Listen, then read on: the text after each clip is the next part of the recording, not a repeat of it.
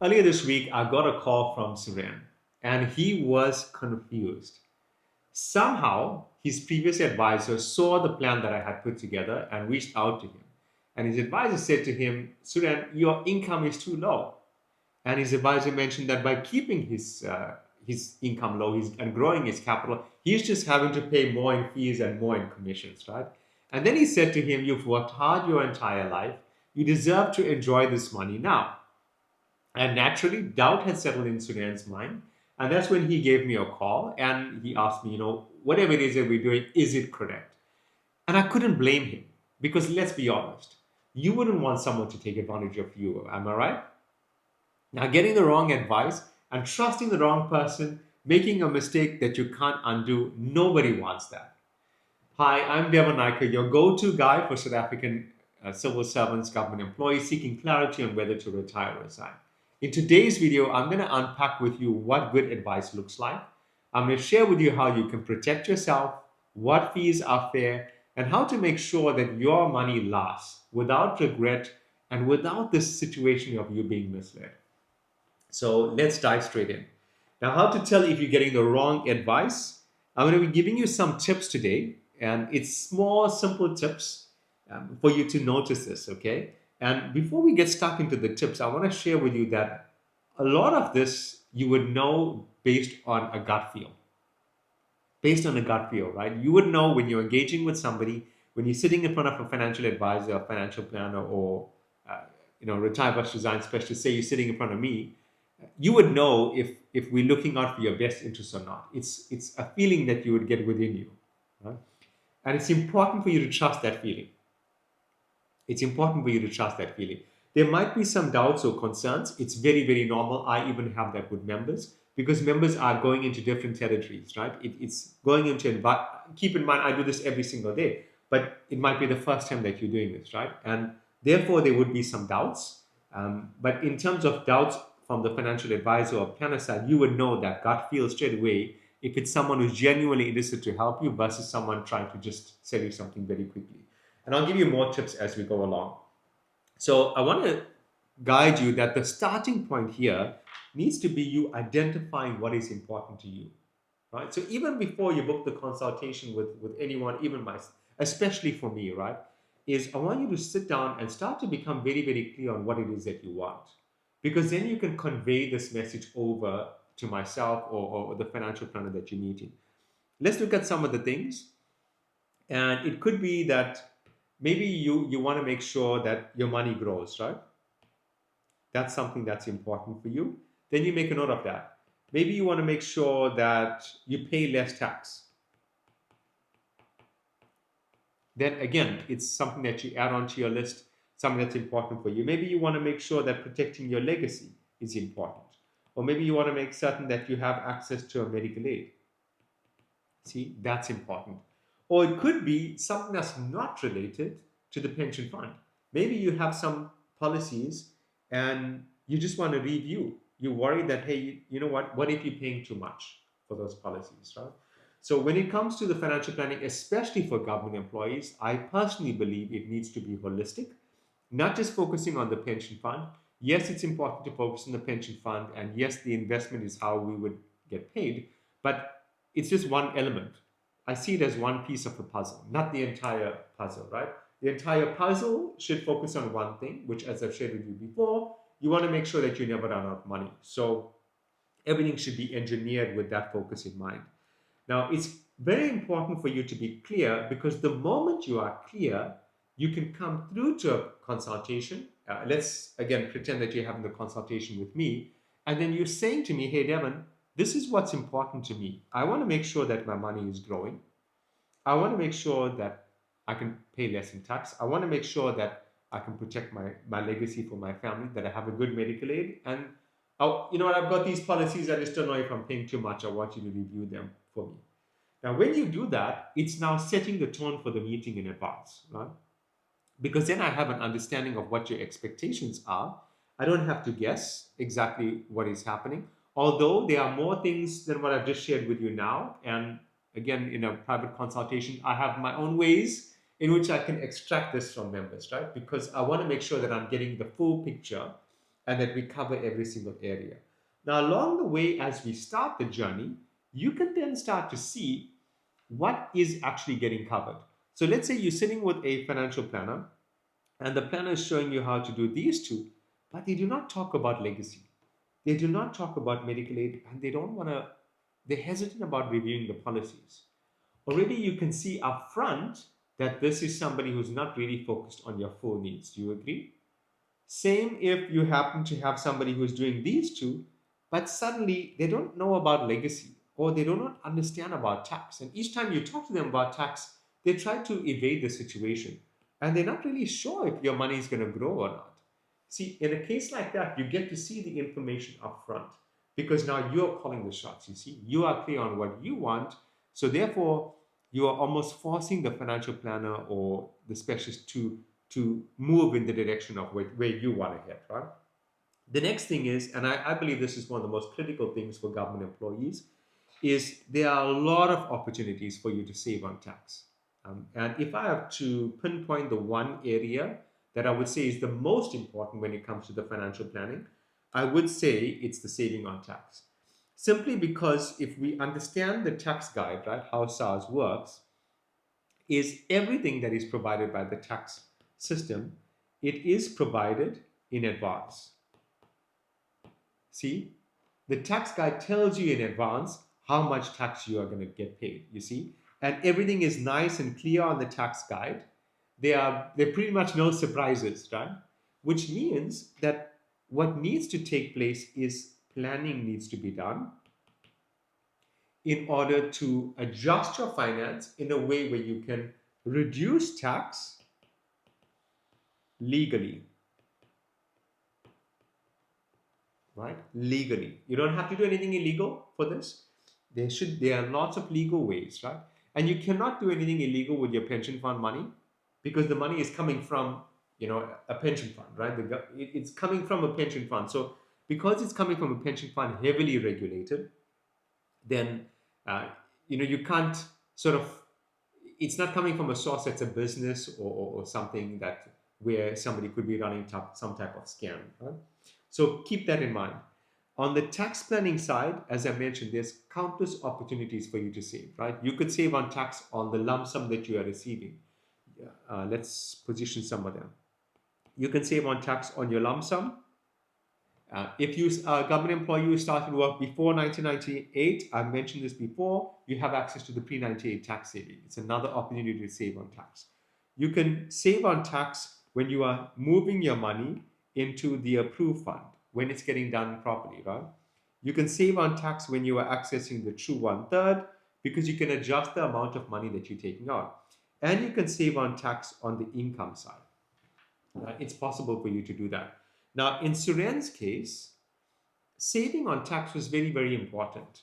And the reason is, if I have to go through this with you, I already understand how the Tax Act works, right? In Suren's case, we had two streams of income. So we'll call this income one. And then he had income two, which is from his investment, right? Which is his 2/3. Now, let's look at this closely. From a tax perspective, SARS would add the two incomes in order to move him up on the tax bracket to get more tax, right? This is how the system works. How do I know this? It's in the tax guide. Exactly what I shared with you here. It's information that is provided in advance. It's provided in advance. I don't have to wait for Suren to pay the tax in order to realize, hey, we could have paid the tax, right? I'm looking at ways in which we don't have to pay the tax right from the start. How do we keep that money in his investment and not pay this money to SARS? So, because I knew, see, Suren was clear in the beginning on some elements and I knew how to extract the information, I could understand one of his goals was to pay less tax and the other being to grow capital. So with that in mind, I then mentioned to him that let's take exactly what we need. Although he could take a high income if he wanted to, we didn't have a need for the high income. Taking a high income means he was going to pay more in tax. He didn't really need access to this money. And keep in mind that he could change his income after 12 months.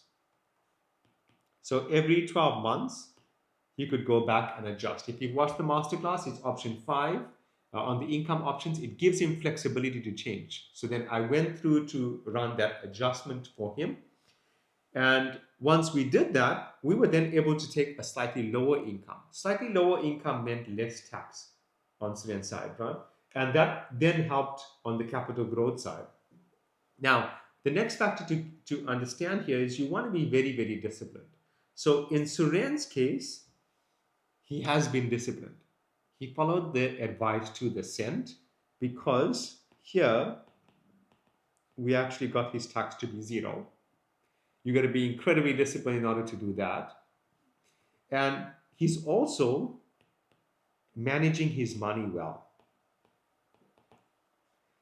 We put a lot of strategies in place for him. We've got protection plans, emergency funds, liquid cash in different places. So his money has been moved very, very strategically so that he has access to it. It's not like he's going to run out. And if an emergency comes, we have created resources for him that he can tap into, right?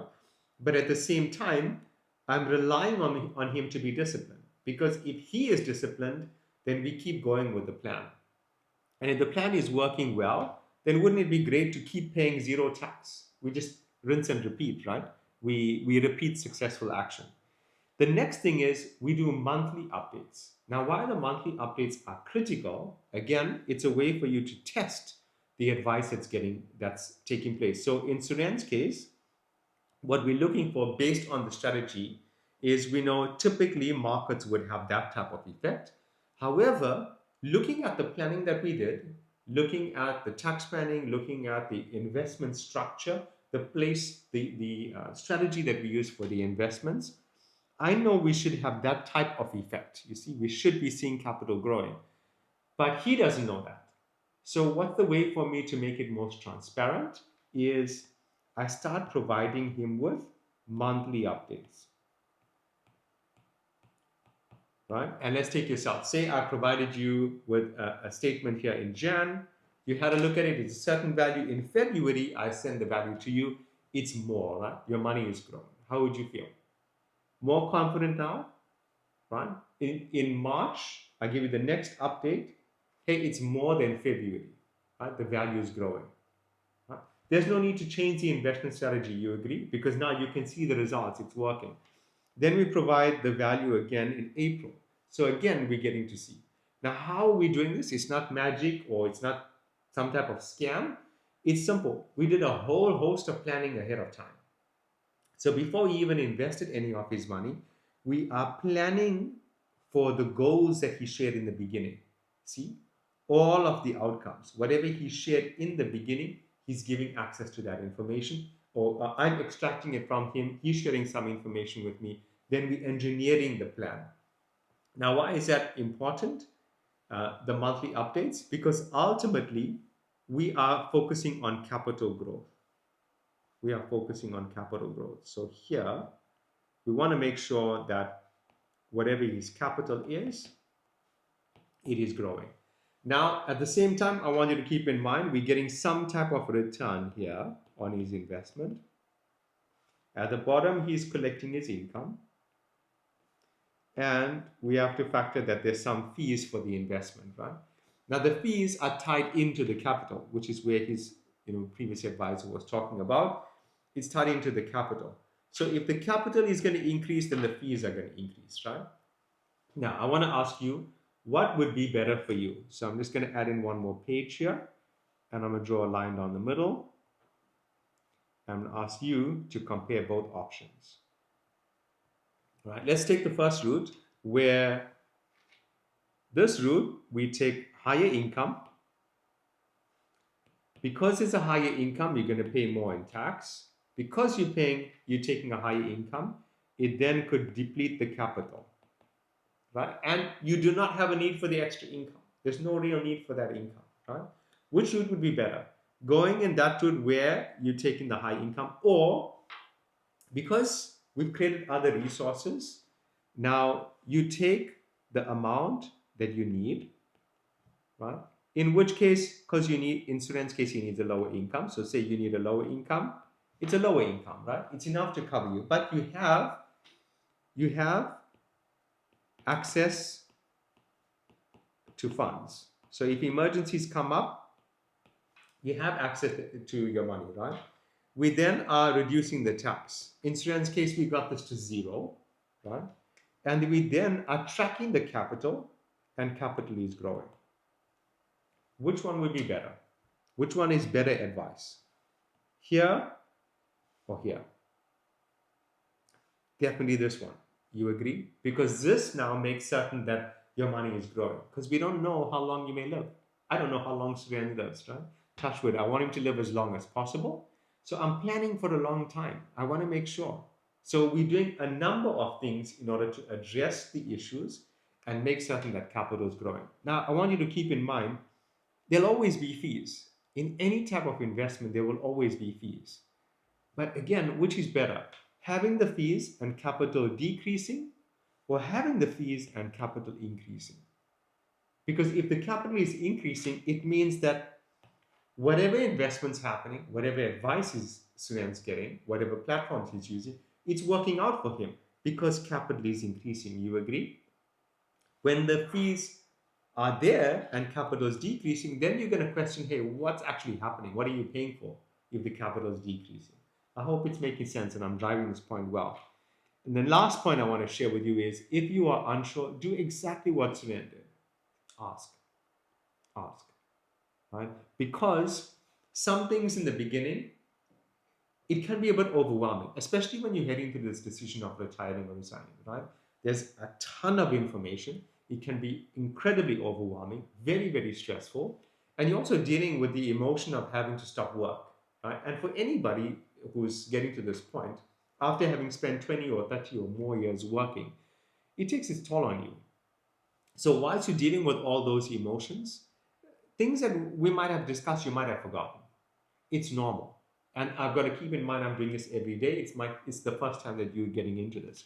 So if you are unsure, better thing to do is just inquire. You know, I'm not really sure how this thing works. Can we recap, right? Even if you come through a little bit upset, there's nothing wrong with that, but gives us an opportunity to make. What you do not want to do, please don't do this. Don't make changes straight away, right? Without an understanding as to why things were done. So imagine if Suren said, hey, you know what, that's it. I want the high income. Making those changes would have resulted in him paying more in tax, reducing capital, would have made him highly stressed. Do you agree? So you want to keep this in mind. And this is how you would know that you're getting the most appropriate advice possible. So comment below, let me know whether this video has been helpful for you. What are the elements that stood out the most for you? And if there's any other elements that you're needing some support in, comment below. Remember, as always, to share the videos amongst other government employees so that as a community, members are educated and empowered to make the best decisions possible. And I'll catch you in the next video.